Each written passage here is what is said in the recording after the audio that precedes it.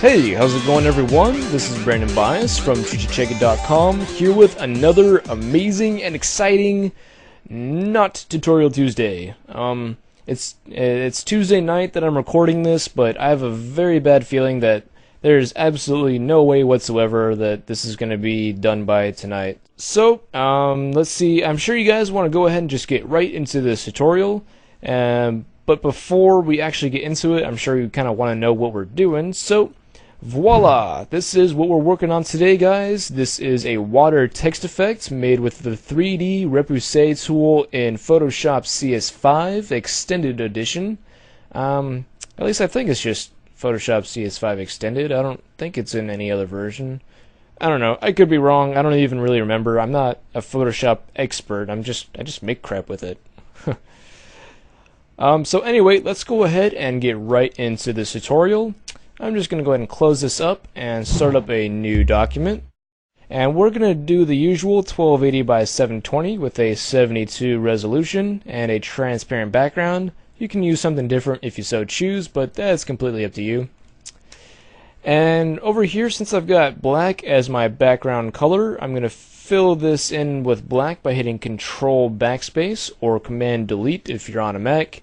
If I were to have this flipped around and have black as my foreground color, then that shortcut would have been Alt Backspace, not Control Backspace. So anyway, now we've got black as our background right here, so we'll just go ahead and rename this layer Black BG. Totally unnecessary, sometimes useful. So with that set up, let's go ahead and go to our text tool by hitting the letter T. And we're going to go up here and make sure that our font is set to Freestyle Script, which is, I'm pretty sure, a default font. I don't really know for sure. I've got a crap load of fonts in here, so forgive me if this is not a default font. Let's see, we've got a 562 point size on this because, let's see, if I click and type the word water, you can see that it's barely big enough to, even look at. So 562 on the points, and then I've got it set to strong, and then the color is white. So that's what we got going here, and let's kind of put that a little closer towards the middle like so. And I've got this squished together a little bit. The way I did that was bringing up this little character thing over here. If you don't have that, just go to Window Character right there. And then I've got the AV set to -60, and that just pushes it together. So if this was just 0, these would be very spaced apart. So just set that to -60, and that squishes it nice together for you. So let's go ahead and check mark that. And let's actually kind of move this down just a little bit more, because I like it nice and perfectly in the middle like so. Very nice. Okay, so what we're going to want to do is go ahead and make it so that the W kind of molds into the A a little bit better, and have the A kind of curve into the T, so that way it looks like a nice cursive flowing text like that. So the way we're actually going to do that is go to Edit, Puppet Warp, and this thing's going to say the text layer must be rasterized, blah blah blah, so just hit OK because that's not a huge deal. And you'll see that we get a nice mesh kind of going on the word water. And I'm going to get a better look at this by hitting the tab key to hide all those little side panels and such. And I'm going to zoom in like so. And so what you're going to want to do is click to add a point over here on the top left part of the W. For some reason I haven't been able to see mine very well. I mean, here it is right here. You can kind of see it, but there's supposed to be like a bright yellow. And for some reason, my Photoshop is just being absolutely retarded. So if someone knows why this is like a gray color instead of yellow, so I can't really see it, please let me know, because it's kind of annoying. So anyway, go ahead and add a point on the top left part of the W, add another one on the bottom left, another one straight up the middle, another one in the bottom right, and then another one on the top right, like so. So we got 1, 2, 3, 4, 5 points. And the reason we've got 5 is just so that all of this doesn't move, and then we can go to this top right point and click and drag it off to the right like so. And as you can probably see if you zoom in, this kind of goes up and is just kind of like a bump. And it's not a really huge deal. I mean, if you want to go mask that off or something, that's completely up to you, but I think it looks fine, so don't even worry about that little bump that you got going on. So the next thing we're going to do is add a point on the top of the A, the bottom of the A, one at the start of the little curvy thing that kind of comes off of it. I don't know what that's called. And then one more at the very end of it. So we got one up top, one at the bottom, one at the start of the curve, and one at the end of the curve. And then we'll just kind of click and drag this curve up into the letter T, like so. And so if you zoom out, you can see that the W goes nicely into the letter A, the A goes into the T, and because we smushed this together, the T, E, and R are already together. And I just noticed that this is actually, it looks a little bit weird, so I'm going to click and drag. Let's see if I can see the stupid point. Come on. And I'm going to bring this over like so. And then let's click and drag this more that way as well. It's kind of freaking out on me. And so we'll just kind of warp this so that it doesn't look quite so unnatural. And we'll bring that more that way as well. Alright, awesome.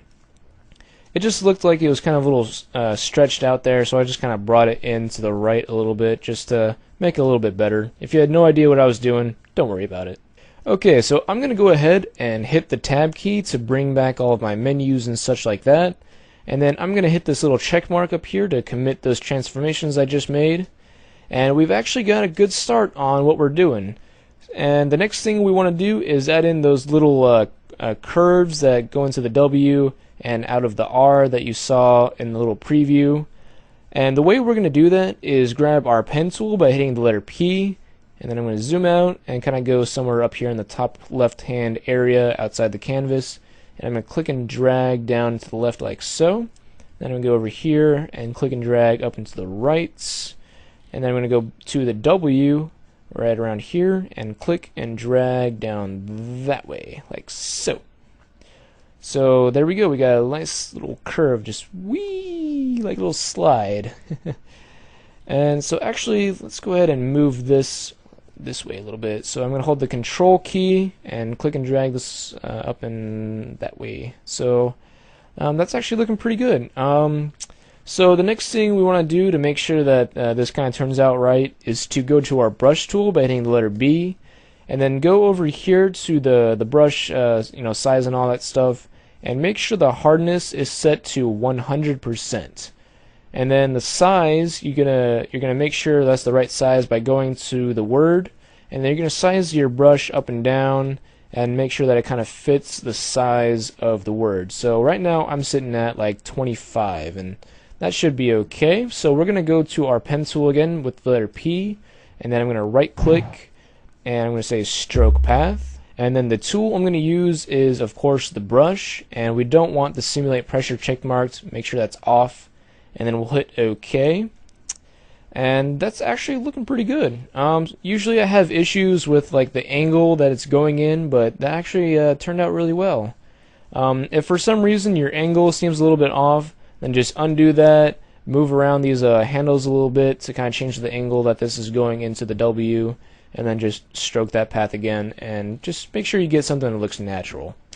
So I'm going to get rid of that path by hitting the Enter key, and then we're going to go back to this letter R right here, and I'm going to go right about here and click and drag out this direction like so. And I'm going to zoom out, and then I'm going to go outside the canvas on the bottom right, and I'm going to click and drag down like so. And then actually I'm going to go back to this and hold the Alt key or the Option key if you're on a Mac. I'm going to drag this guy up this direction like so. And that actually looks like it'll work out pretty well. So we'll zoom back in on the R, bring back our brush tool with the letter B, size it down a little bit, make sure that's a good size. Looks pretty good to me, so I'll just go back to the pen tool, right click, stroke path, and hit OK. And that's looking pretty good. Let's hit enter. Alright, this is actually turning out really well. I actually love how this is looking. Alright, so now that we've got this taken care of, what we're going to do is control click or command click the thumbnail for the word water, and that's going to load it up as a selection for us. And now we're going to go to 3D, Repouser, current selection, and that's going to turn the current selection into your video card does not meet the requirements. What? Hang on a second. Huh, that's weird. It's getting all like pissed off at me for some reason. Huh, and it still works. Huh, what the heck's going on here? My computer's being retarded. Whatever, as long as it still does it, I'm okay. Okay, so what we're going to do, even though my computer decided that my graphics card isn't good enough, which is weird because it was doing perfectly fine earlier, we're going to go ahead and select this little guy right here. Just kind of looks like a boob of some sort. I don't even know. So give that a click, and that's going to make everything a little bit more round on the ends and all that, like so. Voila. And we're going to go to the depth for the extrude, and we're going to change that to 0. And then that just gets rid of all that excess junk that's kind of going on over there. And then we're going to go to the strength, and we're going to change that to 1.5. Actually, I take that back. It's just 1, not 1.5. Alright, and so the next thing that we want to take care of, if I move this over here just so you can see what's going on, if you look at the A and the E, you can see that it's got like, I don't know, there's supposed to be gaps in there, and there's just gray randomness, so we want to get rid of that. And the easiest way to do that is to go to this little tool right here. I don't even remember what it's called. Let's see what it's called. It is the Pan the 3D Constraint tool thing. I don't know, I guess it's a tool. Anyway, so with that, you're going to click on one of those center areas right there, and then you're going to go to the type, and we're going to change that from inactive to whole, like so. There we go. Alright, so my computer's lagging a little bit. You might see a little glitchiness here and there. So that turns that into a whole, and just kind of do the same thing for the letter E.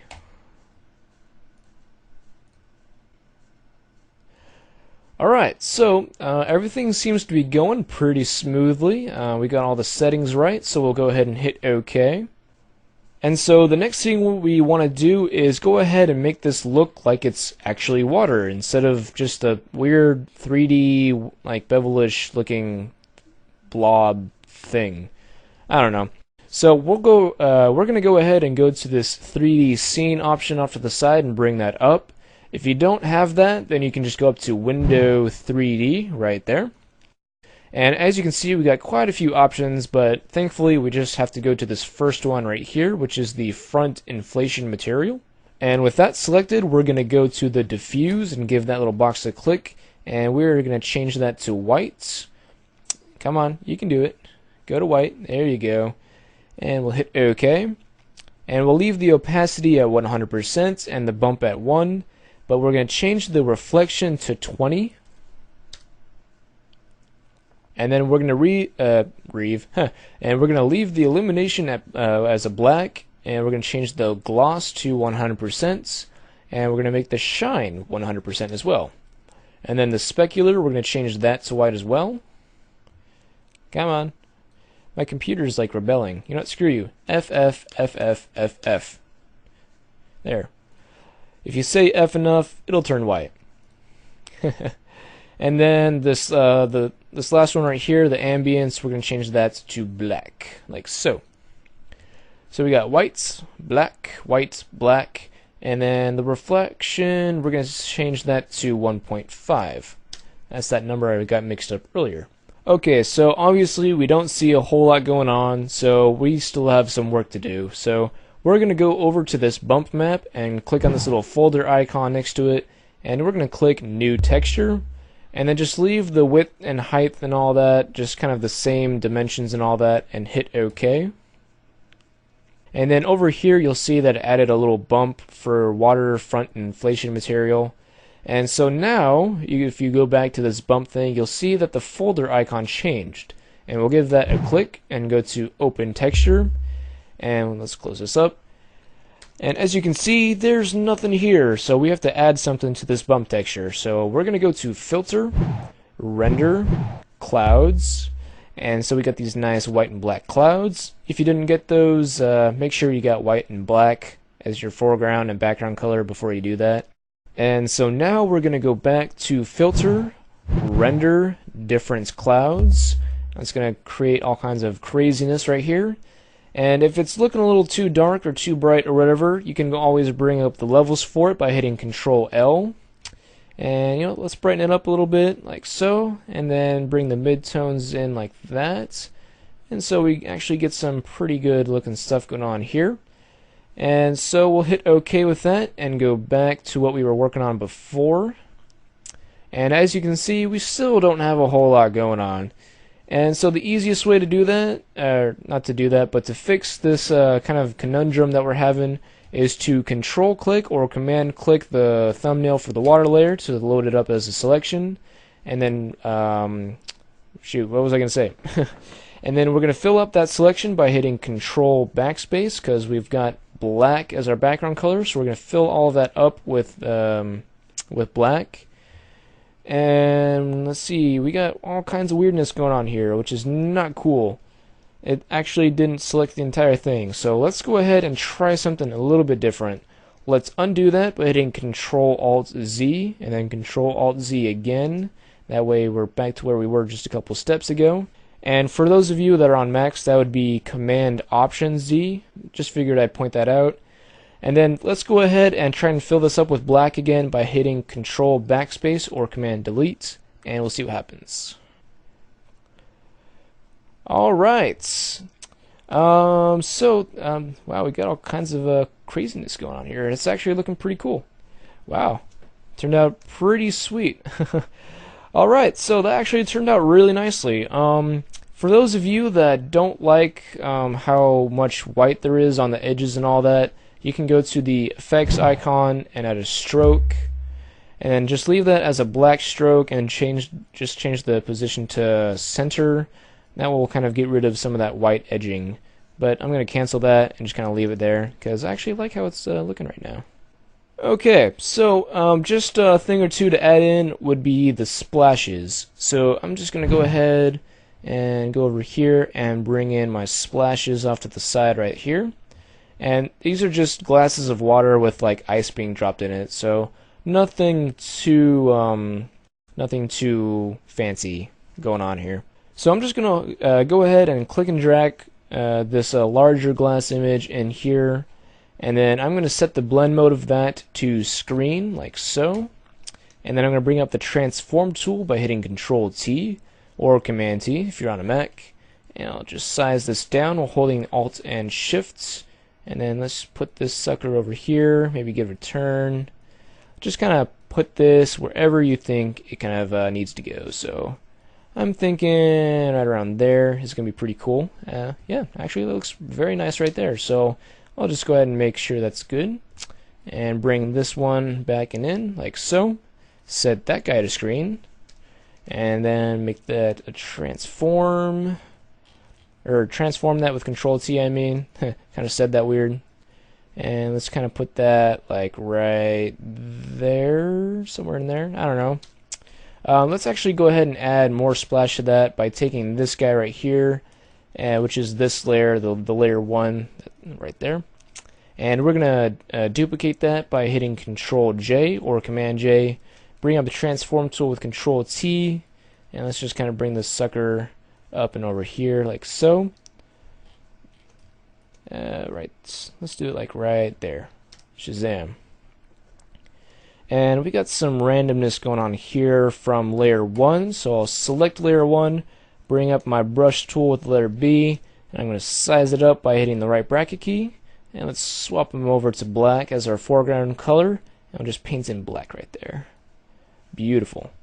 Awesome. Alright, so let's go ahead and take a better look at this. Alright, looking awesome. Alright, so that's actually pretty much all there is to this tutorial.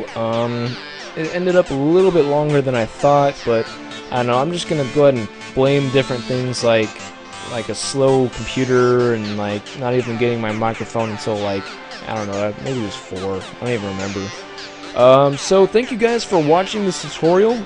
I hope you learned something new. Like always, I feel like I say that every single tutorial. I probably do. But hey, whatever, it's true nonetheless. I hope you learned something cool from this. Maybe you can make some cool effects and like send them to me in an email or something like that. Post them on our Facebook page, stuff like that. And if you liked this tutorial, be sure to like it, share with others, all that good stuff, make us feel good. And that's all I've got for you guys today, so I will see you next Tuesday.